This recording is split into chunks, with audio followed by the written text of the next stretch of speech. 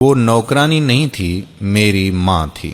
آج کی یہ ویڈیو آپ کو رلا دے گی۔ ایک دن میں اور حامد صاحب آفس کے کنٹین میں چائے پی رہے تھے۔ میں نے ان کے ہمہ وقت بجھے رویے کی وجہ پوچھی۔ وہ کہنے لگے کہ مجھے آج مرے ہوئے 3 سال ہو گئے ہیں۔ میں نے نظر اٹھا کر ان کی آنکھوں میں دیکھا، جہاں اس جملے کے ساتھ ہی دنیا بھر کی نقاہت اتری ہوئی تھی۔ پھر کہنے لگے کہ میں ہمیشہ سے بدتمیز رہا ہوں۔ بچپن میں اسکول جاتے ہوئے ضد کرنا، کھانا کھاتے ہوئے نخرے کرنا کہ یہ نہیں کھانا، وہ کھانا ہے، وہ نہیں کھانا، یہ کھانا ہے۔ مجھے نہیں یاد کہ 5ویں کلاس تک میں خود نہایا تھا، کھانا کھایا یا جوتے پہنے ہوں۔ باپ کا تو صرف نام سنا تھا، نہ کبھی اس کی تصویر دیکھی تھی، نہ پیار۔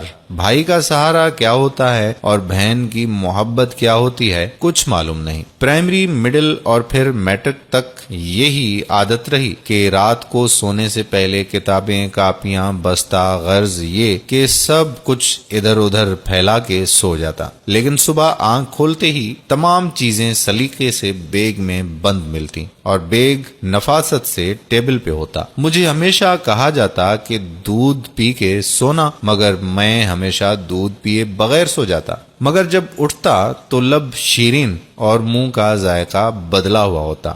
پہل تو پتہ نہیں چلا، پھر پتہ چل گیا کہ نیند میں دودھ پلایا جاتا ہے۔ مجھے ہمیشہ گھر میں 2 چیزوں سے چڑ تھی، ایک 11 سے 13 گھنٹے چلائی جانے والی سلائی مشین سے، اور دوسری روٹی کے کناروں سے جن پہ گھی لگنے سے رہ جاتا تھا۔ روٹی کے وہ ٹکڑے جو میں اتار دیتا تھا، روٹی کے وہ ٹکڑے نہ کبھی گھر سے باہر فروخت ہوتے دیکھے اور نہ کوڑے کے ڈبے میں۔ اور جب بھی مجھے پیسوں کی ضرورت پڑتی، میں اسی سلائی مشین کی طرف رخ کرتا جس سے مجھے نفرت تھی۔ جب بھی مجھے معمول سے ہٹ کر زیادہ پیسوں کی ضرورت ہوتی تو مشین کے چلنے کا دورانیہ 16 گھنٹے ہو جاتا۔ مجھے یاد ہے کہ کالج میں داخلے کے وقت مجھے 1500 روپے چاہیے تھے۔ میں نے گھر آ کے بتایا۔ اسی رات 2 بجے میری آنکھ کھلی تو گھر کے برآمدے میں کچھ کھٹ پھٹ ہوتا سنائی دیا۔ ذرا غور کیا تو محسوس ہوا کہ جیسے کوئی گھٹی گھٹی آواز میں رو رہا ہو۔ چپکے سے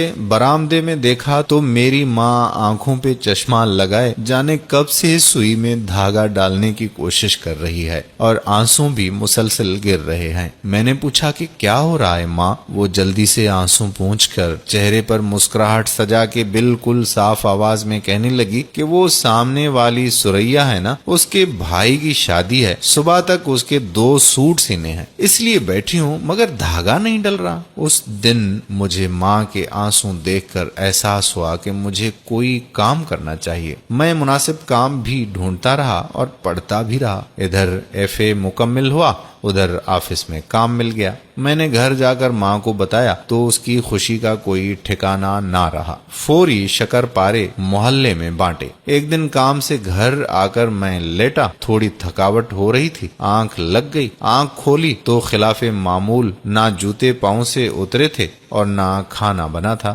ماں کو آواز دی، ماں ماں ماں، اٹھ، بھوک لگی ہے، ماں۔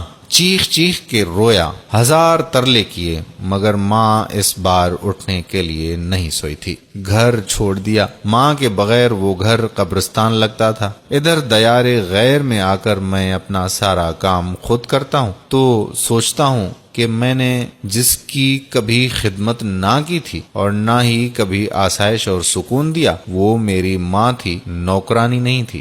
یہ کہتے ہوئے 2 موٹے موٹے آنسو زاہد کے رخساروں پر بہہ گئے۔ دوستو، قدر کریں اپنے پیاروں کی افسوس سے پہلے۔ دوستو، جن کی مائیں زندہ ہیں وہ میرے ساتھ عہد کریں کہ اپنی ماں باپ کی حد سے زیادہ خدمت کریں گے، اور کوئی بھی تکلیف آئے بھی تو اف تک نہیں کریں۔ جو یہ نیت کرتا ہے کمنٹ میں انشاءاللہ لکھ دیں، اور اگر آپ اپنے یا اپنے والدین کے حق میں دعا کروانا چاہتے ہیں تو کمنٹ میں اپنا یا اپنے والدین کا نام ضرور لکھیں تاکہ نام لے کر آپ احباب کے لیے دعا کی جا سکے۔ جزاک اللہ خیرہ۔ السلام علیکم ورحمۃ اللہ وبرکاتہ۔